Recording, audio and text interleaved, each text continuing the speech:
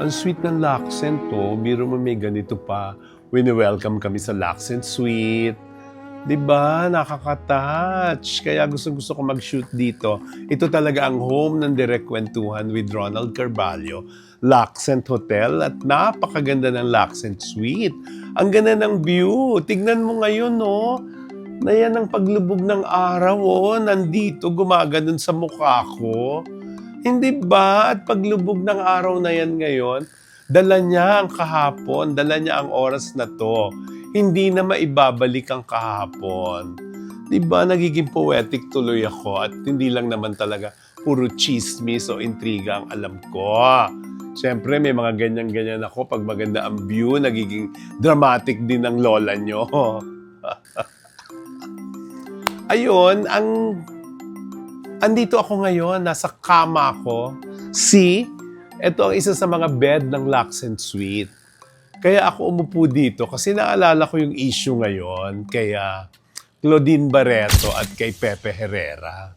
Na I'm sure nakita niyo ang mga video at mga photos na sa premiere night ng Home Along the Riles, The Reunion, nagbatian ng dalawa na super lips to lips in public. At talagang torrid, kissing scene, naloka ang lahat. Kasi si Claudine, of course, single naman siya. Si Pepe, ang sabi nila may asawa ha, though hindi ko naman kilala, hindi ko alam. Pero grabe yung halikan nila. In fact, nirepost ko yon tapos nag-comment mismo si Claudine. Ang sabi niya, I love you, Tito Ronald. So hindi niya kinorek yung sinabi ko kung ano man yung halikan na yon. At ang ending ng post ko, sabi ko, di ba may asawa si Pepe Herrera? Hindi siya nag-violent reaction tungkol doon. Parang sinakyan na lang niya yung photo at yung nag-kissing scene. Talaga sila in public. So partly, promotion na rin siguro ng Home Along the Riles, The Reunion na kumikita ngayon sa mga sinihan, surprisingly. So maraming nanabik sa Home Along the Riles. Kahit wala si Dolphy ha, wala na si Dolphy syempre. Pero hindi ko alam, may nagsabi na ginawa yata ng AI si Daddy Dolphy sa dulo. I don't know, pero kung ano man, ang importante kumikita ang pelikula at masaya silang lahat ngayon sa kanilang objective kung bakit sila nag-reunion. Kasama dun si Sita Astals na ang sabi may sakit, pero nagsalita si Bandolph na tutulungan niya kasi cast nga si Sita Astals ng Home Along. So tutulungan nila at tutulungan niya. Ayun, balik tayo kay Claudine. Hindi niyo pwedeng patakasin yan. Ano yung klase? Ba't sila naghalikan ng ganon ni Pepe Herrera?